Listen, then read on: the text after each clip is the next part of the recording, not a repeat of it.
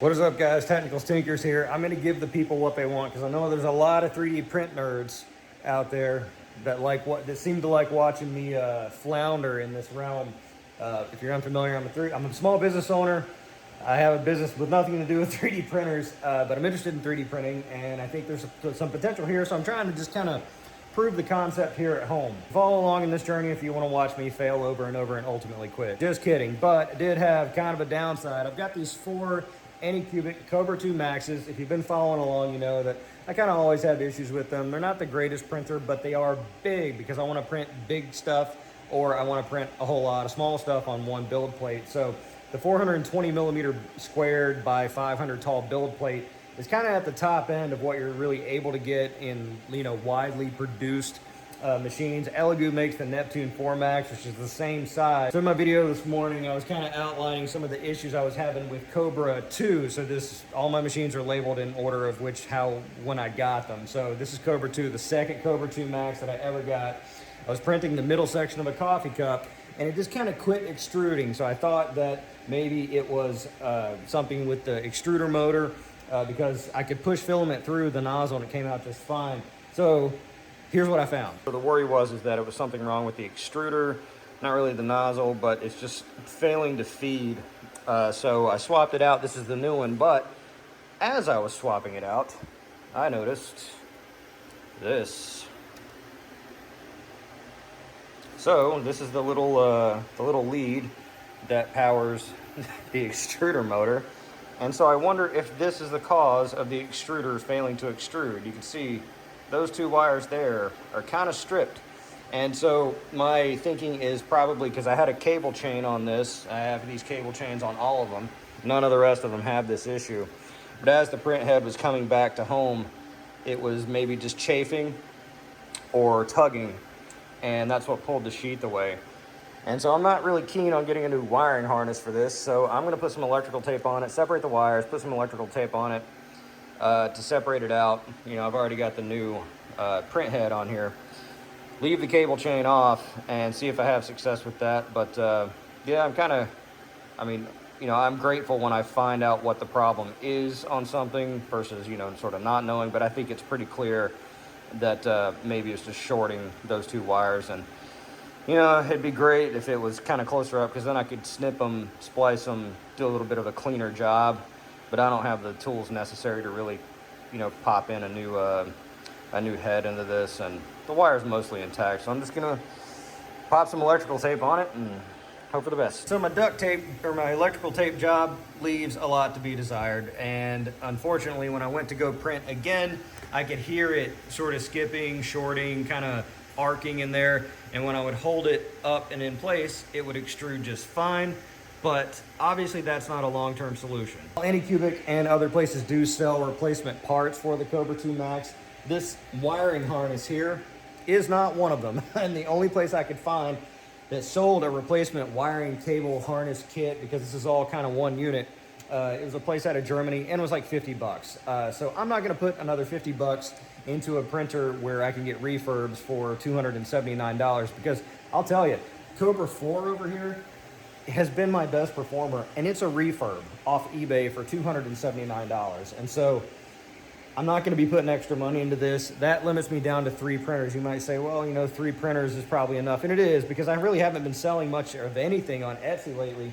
But it kind of gives me the heebie-jeebies, and it kind of clues me in as to future-proofing and, how can I really scale a business with printers that are constantly breaking down.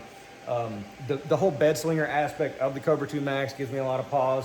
So what I did was I started looking around at other large format printers, and maybe there's something I can kind of slide into and just kind of use these until the wheels fall off, and maybe kind of slowly transition into something else. As you saw in the previous video, I got an Orange Storm Giga that comes next month, but that's kind of more of a specialty thing, and it's unproven. I'm not sure how it's going to work out yet. So it was really between an Ender 5, the large 500 millimeter Ender 5 from Creality, a Key the Key Plus 4, because a lot of people saying that it performs really well, and everything seems to indicate that it does, and a Sobel SVOA. Fortunately, the Creality seems like it needs a lot of tweaks and tuning to make it work right. and I'm not about that. I'm not tweaking and tuning these machines. The SV08, kind of on the smaller end, 350 millimeters squared build plate, but it is Core XY. And the Key Plus 4 is even smaller, 300, but it performs really well. Then I saw the price of the Sobel SV08 at 500 and some odd dollars, like $550. So I went ahead and pulled the trigger on one. I know, you know, is this how you operate? You just don't want to tinker with it and fix it and fuss over it and be part and get an education on 3D printers? I don't. No, actually, I really don't want to do that. I just want to print things, pull them off the printer, put them in a box, and ship them and wait for my millions of dollars to roll in, because that's surely how this works, right? So we'll wait for that to come in, put it together when it gets here, because all these printers, they might be destined to actually go out into my building with my crypto miners, and kind of I'll build a whole room there because it's getting a little tight here in the garage. I'm not sure I can fit the Orange Storm Giga in here. And if I transition to all Core XY machines, like, you know, I can put them all on the shelf, and I could keep them in here. I do like the printers in here because it's air conditioned. It's kind of climate controlled, and it's closed. I don't have to walk outside to get to them. Now, what am I working on? Well, I got the middle section of the coffee cup down here on a the test for the 0.8 millimeter nozzle. And it's coming out okay, except for this. You can probably notice that there's kind of a flare at the bottom, and it kind of wraps all the way around. And I really don't have my settings dialed in for a 0.8 millimeter nozzle. It's a 0.6 layer height. It seems okay thus far, so I'm gonna let her run, and I've got plenty of this orange, so hopefully that turns out good. Over here, we've got a test of part 1 of 4 of the Little Boy atomic bomb I showed off. I printed the small version on the A1, but I sliced it into pieces, and this is tall. So this is gonna be like 500 millimeters tall. It's gonna be a big one. So once it's all printed, the entire print should stand about a little over 3 feet tall, I would say, maybe 4 feet tall. So that should be impressive, assuming it doesn't fail. Finally, the lid to the coffee cup on the last few layers. Looks pretty good. Came out, this Sunloop PLA, man, it really works out. This texturing is just part of the model. It just kind of, when I did it, I had a flat top, and then what I did is I took a cylinder and then rotated it like 5 degrees and sunk it down in there to give it that sloping effect with the lip. And so when it did that, I guess that's part of it. When you scale it up, it just kind of gives this sort of textured run. But big prints like this, you know, the fine details are kind of not tertiary, but secondary. What's going on 3D print wise during the day here? I'll send it over to my future self tomorrow morning to check in and see how all this stuff worked out. Thanks, Matt from the past. It is Sunday, October 20th. Getting a late start today. We're gonna check in and see what we were able to come up with. So this Cobra is the one with the 0.8 millimeter nozzle, printing at a 0.6 layer height. We're doing the center section of the coffee cup. I'm having errors after errors, and I'm not had this dialed in yet, but I just kind of yeeted it and went for it, and unfortunately wasted a lot of filament in the process. So taking a look at this middle coffee section here, I have a few errors that are going to make it kind of unusable. When I did this originally, I had painted the seams, but when I had the errors, I didn't save the file and just went back to another one. And so on this one, I forgot to paint the seams, and of course the seams are right on the face of it. Overall, as I had mentioned, there's this kind of lip that had formed along the bottom, and then you can see here on the top, this is with 0 infill. So it's like it didn't really have much to grab onto, and kind of made a separation here and bunched up. So I think I could certainly dial this in. Now this printed pretty quick, so kudos on that. You know, that definitely made a difference. And if we pull the supports off, you know, I was curious about how the supports would work with a thicker layer height, and it seems to be okay. I mean, it really doesn't matter if I damage the model pulling these off, but it seems all right. It's just, you know, my thinking is maybe stick with that nozzle, but instead of a 0.6, we'll do a 0.5 with a little bit of infill, and, you know, keep it the same speed, because the speed seemed okay. You know, and I did this was 0% infill and 2 wall loops, and it's pretty rigid. You know, that wider layer line really makes all the difference. And then over here, we are doing the big version of the Little Boy atomic bomb in gray, because I got an excess amount of gray. and that way I can just flash off the gray bits and paint the rest of it green and be okay with it. Additionally, as I mentioned in the first part of this video yesterday, the wiring harness here for the extruder motor is cursed. So I got a Soval SV08. I ordered that. It comes tomorrow, and I'm going to have to redo all my printers to account for the Armstrong Giga that's coming in.